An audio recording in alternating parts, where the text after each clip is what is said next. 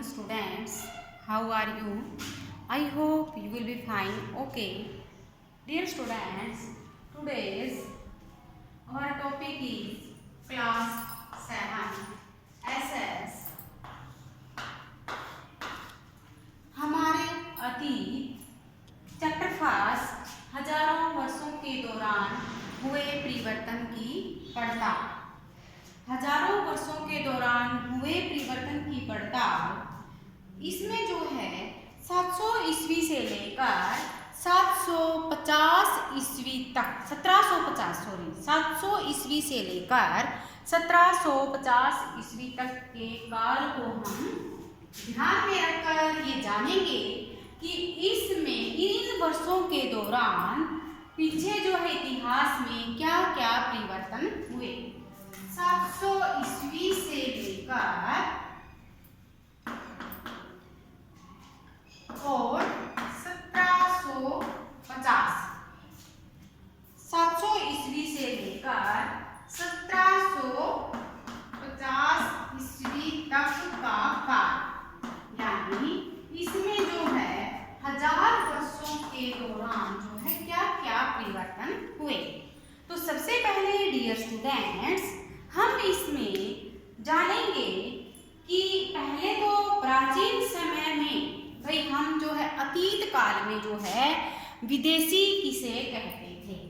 विदेशी शब्द अतीत काल में विदेशी शब्द। अब विदेशी का मतलब अतीत काल में क्या होता था। प्राचीन समय में अतीत शब्द का अर्थ होता था कि जो व्यक्ति हमारे समाज व संस्कृति का अंग न हो।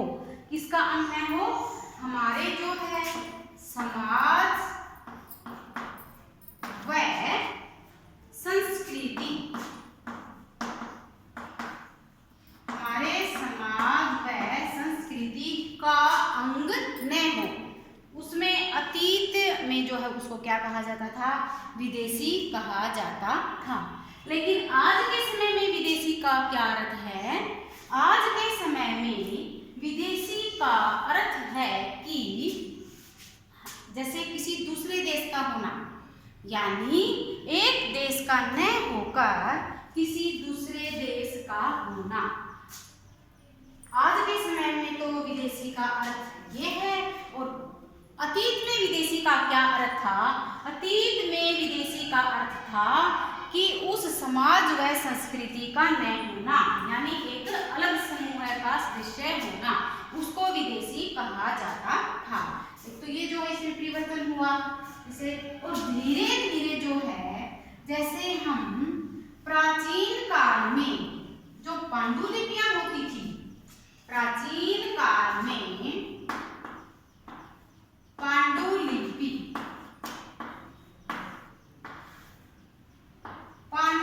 होती थी, उनको जैसे हम पढ़ते थे पांडुलिपियों को। जैसे कि कोई भी इसमें इतिहास लिखा गया, पांडुलिपि के अंदर कोई इतिहास लिखा गया और फिर हमने जैसे उसको पढ़ा। ये क्या है कि जैसे किसी की कॉपी करना, जैसे हम प्रतिलिपि बोलते हैं। प्रतिलिपि प्रतिलिपि प्रतिलिपि प्रतिलिपि में क्या होता है। मान लीजिए जो का त्यों देखकर, जैसे बच्चे हैं ना, किसी के क्वेश्चन की कोई नकल करते हैं तो वो लिखते समय दूसरे की कॉपी में से देखकर लिखते समय खुद कुछ गलतियां कर देता है। अपने आप ही कुछ वर्ड्स ऐसे होते हैं, कुछ शब्द ऐसे होते हैं जो उसको समझ में नहीं आते और वह अपने आप ही उनमें कुछ परिवर्तन करके लिख देता है। इस प्रकार से उस शब्द का अर्थ ही बदल जाएगा। किसी भी शब्द का अर्थ उसको उसमें से समझ में नहीं आता है, वह अपने आप ही इसमें कुछ परिवर्तन करके लिख देता है, तो उस शब्द का अर्थ ही बदल जाता है। इसी प्रकार जो है इतिहास में भी परिवर्तन ऐसे ही हुआ।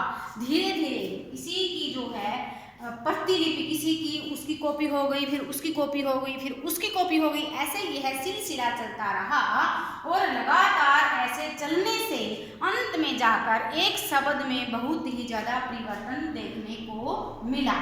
और जो हाथ से जो लिखते थे पांडुलिपियों को, उनको नकलवीस कहा जाता था। क्या कहा जाता था? नकलवीस कहा जाता था। अब हम कहेंगे, इसमें जानेंगे कि अल-इद्रीसी कौन था। अल-इद्रीसी, अल-इद्रीसी के बारे में आएंगे हम यहाँ पर। अल-इद्रीसी कौन था? यह जो है एक मानचित्रकार था। कौन था ये? अल-इद्रीसी। अल-इद्रीसी, अल-इद्रीसी यह एक जो है अरब भूगोलवेत्ता था। अल-इद्रीसी कौन था? अरब भूगोलवेत्ता।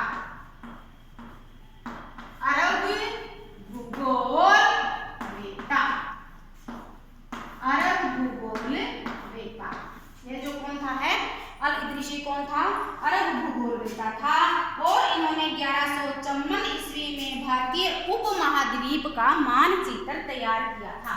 कब तैयार किया था? 1154 ईस्वी में। कब तैयार किया था? 1154 ईस्वी में। 1154 ईस्वी में अल-इद्रीसी ने जो है भारतीय उपमहाद्वीप का नक्शा तैयार किया था।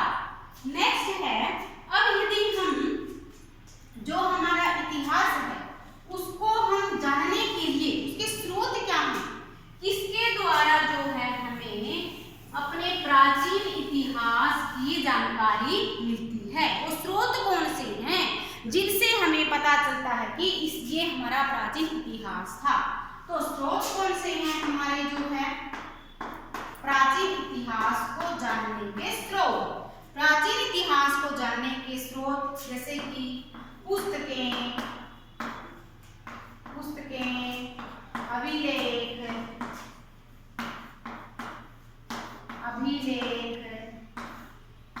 पांडुलिपि,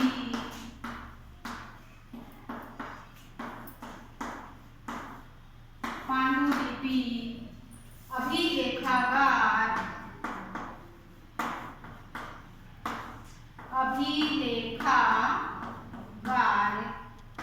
आदि। ये क्या है? हमारे जो है प्राचीन इतिहास को जानने के स्रोत हैं। यानी जितनी भी पुरानी पुस्तकें हैं उन पुस्तकों को पढ़ने से हमें किसका पता चलेगा? उन पुस्तकों को पढ़ने से हमें प्राचीन इतिहास का पता चलेगा। अभिलेख, जैसे कोई अभिलेख क्या होता है? अभिलेखों को उत्कीर्ण करवाया जाता है। अभिलेखों को क्या करवाया जाता है? उत्कीर्ण करवाया जाता है। कैसे करवाया जाता है? जैसे वो पत्थर के होते हैं और उनके ऊपर खुदवाया जाता है। जैसे कि फॉर एग्जाम्पल, उदाहरण के लिए, जैसे किसी गांव में कोई सराय बनाता है, कोई बस स्टैंड वगैरह पे कुछ जो है वहाँ बैठने के लिए कोई कमरा तैयार करवाता है और वहाँ पर उसका एक पत्थर लगा देते हैं। क्या लगा देते हैं? उसका एक जो है पत्थर लगा देते हैं और उसके ऊपर जो है उसका नाम वगैरह लिखकर और कौन से सन में इन्होंने ये बनवाया है उसकी जानकारी उस पत्थर के ऊपर जो है लिखी जाती है। तो डियर स्टूडेंट्स, जो अभिलेख होते हैं ऐसे ही होते हैं, अभिलेखों को खुदवाया जाता था। जैसे कि प्राचीन समय में जो राजा लोग होते थे, जो शासक होते थे, वो जो है अपने समय में अपने जो है जानकारियों को उन्होंने क्या क्या काम किए जनता के लिए, वो सब जो है अभिलेखों के ऊपर खुदवाते थे। नेक्स्ट है हमारा पांडुलिपि। नेक्स्ट क्या है हमारा? पांडुलिपि। पांडुलिपि क्या होती थी? जैसे अरबी फारसी भाषा में लिखी जाती थी। ये 1 नंबर का क्वेश्चन भी आता है कि प्राचीन समय में पांडुलिपियां कौन सी भाषा में लिखी जाती थी? तो कौन सी भाषा में लिखी जाती थी? अरबी व फारसी। अरबी व फारसी। अरबी व फारसी भाषा में जो है पांडुलिपियां लिखी जाती थी। नेक्स्ट है हमारा जो है अभिलेखागार। अभिलेखागार क्या होता है?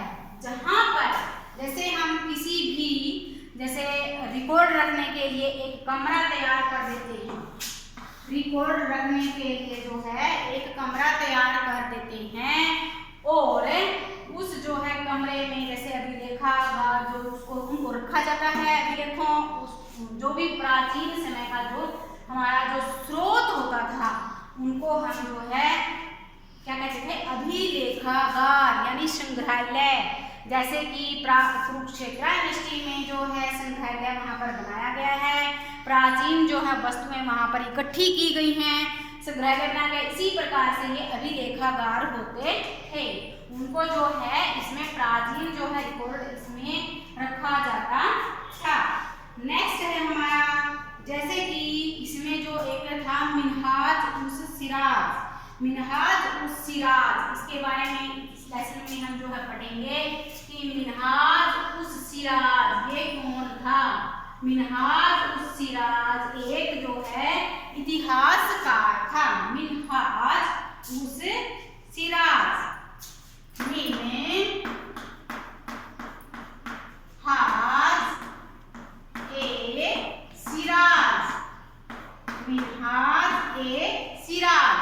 मिनहाज ए सिराज जो है इन्होंने क्या किया था। मिनहाज ए सिराज ने यह एक फारसी इतिहासकार था और इन्होंने यह कौन था, फारसी इतिहासकार।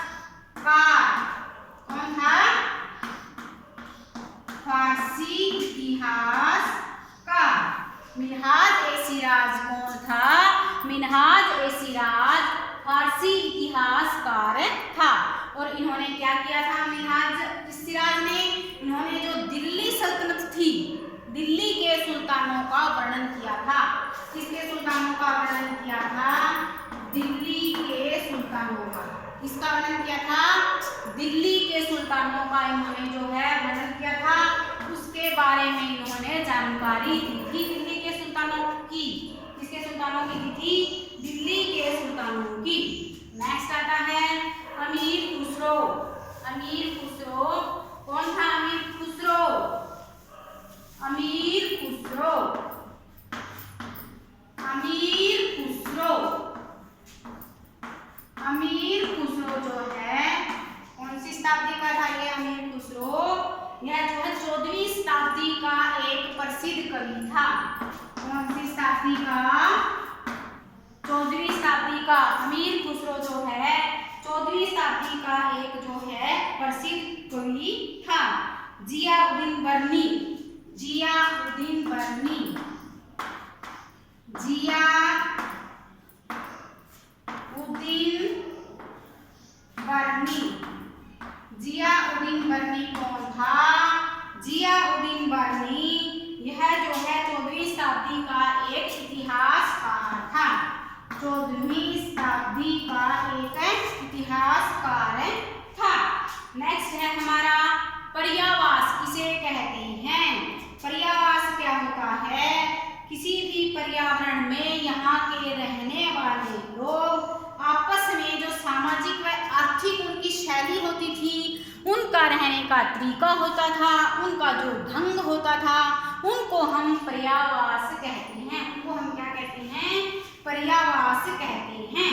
संरक्षक, संरक्षक कौन होते हैं, संरक्षक वो लोग होते हैं जो किसी कलाकार, शिल्पकार, विद्वान, अभिजात जैसे किसी अन्य व्यक्ति को मदद या सहारा दे। यानी संरक्षक जो है लोगों को सहारा देने वाले होते थे। कौन होते थे, लोगों को सहारा देने वाले। और ये धनी लोग होते थे और ये गरीब लोगों की सहायता करते थे। तो अतीत में जो है विदेशी शब्द का क्या अर्थ था ये हमने जाना। इसके बाद हमने इसमें जो है प्राचीन समय में जैसे प्रौद्योगिकीय विकास कैसे हुआ, प्रौद्योगिकीय परिवर्तन कैसे हुए। तो प्रौद्योगिकीय परिवर्तन कैसे हुए थे, इसमें जैसे कि धीरे धीरे जो है सिंचाई में रहट का प्रयोग होने लग गया पानी निकालने के लिए, और जो है खेती करने में जो है नए औजारों का प्रयोग भी होने लगा था। ये जो है प्राचीन समय में प्रौद्योगिकीय परिवर्तन हुए थे। और धीरे धीरे जो है धार्मिक परिवर्तन भी हुए, जैसे कि धार्मिक परिवर्तन प्राचीन समय में जो है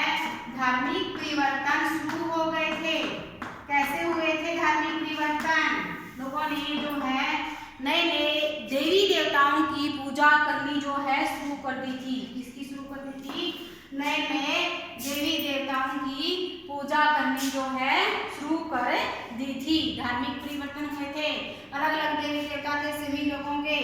उन्होंने जो है राजाओं के द्वारा मंदिरों का निर्माण किया गया था। राजाओं ने जो है अपने समय में नए नए मंदिरों को जो है बनाना शुरू कर दिया था। राजा लोग जो है मंदिरों को क्यों बनवाते थे? राजा लोग जो है मंदिरों को इसलिए बनवाते थे ताकि जो है उनकी प्रसिद्धि दूर दूर तक फैले, यानी वो अपने यश को बढ़ाने के लिए जो है मंदिरों का निर्माण करवाते थे। नए नए जो है भक्ति आंदोलन शुरू हो गए थे।